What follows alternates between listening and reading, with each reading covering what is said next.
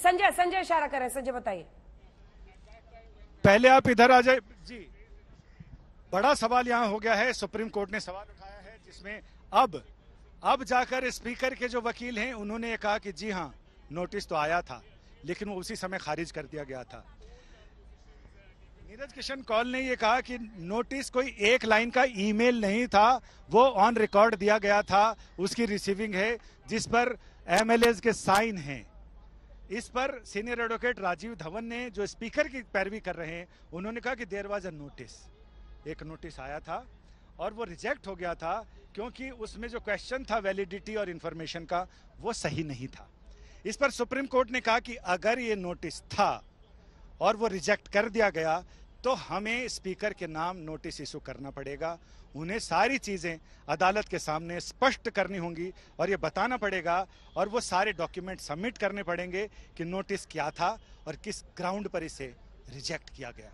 यानी चीजें अब ये दोनों तरफ से चीजें चल रही हैं और इस पर यह देखना दिलचस्प होगा कि अदालत में अभी तो ओरल ऑब्जर्वेशंस चल रहे हैं, इस पर नोटिस आता है तो फिर सिर्फ दो पक्षकार नहीं, अभी तो याचिकाकर्ताओं ने स्पीकर को पक्षकार बनाया है, स्पीकर फिर ऑफिशियली पक्षकार हो जाएंगे और उन्हें वो तमाम डॉक्यूमेंट्स ये बताने पड़ेंगे कि आखिर नोटिस में क्या कहा गया था, किन किन लोगों ने नोटिस दिया, कब कब नोटिस दिया गया और उन्होंने किन ग्राउंड पर नोटिस रिजेक्ट किया या फिर सीधा रिजेक्टेड लिखकर उन्होंने अपना काम की इतिश्री समझ ली। इन तमाम सवालों के जवाब कोर्ट ने अगर कहा है कि डेप्यूटी स्पीकर अपने ही मामले में जज कैसे बन गए संजय, तो ये बहुत गंभीर सवाल कर रहा है और केस किधर जा रहा है उसके संकेत साफ मिल रहे हैं। अब वो कह रहे हैं कि हाँ हमें मिला था, पहले तो अस्वीकार रहे थे, लेकिन क्या ये जो कह रहे हैं कि ईमेल वेरीफाइड नहीं था और इसलिए हमने उसे खारिज किया, ये मामला कैसे जा रहा है आगे?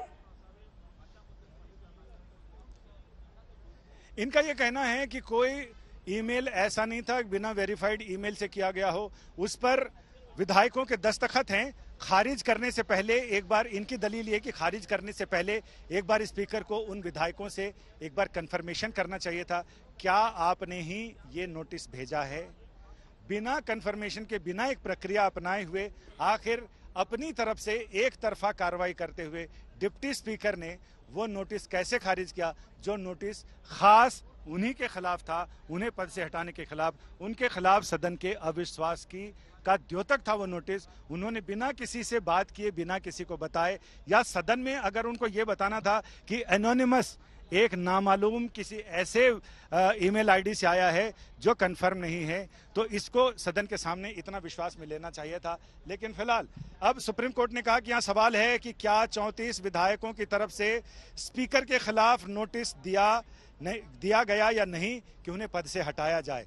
राजीव धवन ने अब बहस को दूसरी तरफ मोड़ा है और उन्होंने नोटिस रजिस्टर ईमेल के जरिए नहीं दिया गया है। उन्होंने फिर यही दलील दी है कि वो नोटिस जिस ईमेल के जरिए था वो गवर्नमेंट वाला या विधायकों का जो ऑफिशियल ईमेल है उसके जरिए नहीं था, लिहाजा हमने इसको खारिज कर दिया। लेकिन अब बड़ा सवाल यह है कि अगर वेरीफाइड नहीं था तो उसे सदन के सामने क्यों नहीं लाया गया, या जिन विधायकों ने उस पर दस्तखत किए गए थे उनसे इस बारे में पूछताछ क्यों नहीं की गई। ठीक है मौसमी, जल्दी मौसमी एक रिएक्शन इस पर ले लीजिए प्रियंका जी से।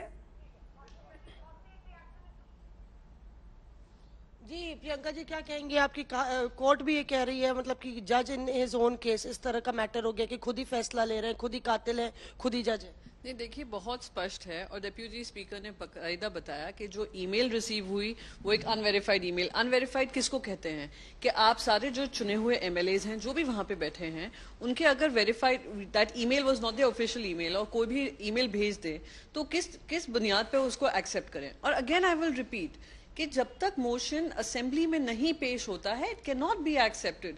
तो ये लोग कितनी भी दलील दे लें कि उसमें official email unofficial email, law states otherwise. तो ये लगातार ये दलील दी जा रही है कि अगर खुद ही वो उनके खिलाफ नो कॉन्फिडेंस मोशन था, उनको वो ईमेल मिला था, तो उन्होंने कैसे फिर 16 एमएलएस को डिस्क्वालिफिकेशन का नोटिस दे दिया जब उनके ऊपर वही सवालों के घेरे। आप मुझे ये बताएं कि कौन से वेरीफाइड पोजीशन से एकनाथ शिंदे जी किस अधिकार से ये ईमेल भेज रहे हैं? पहले तो आप मुझे ये बता दीजिए।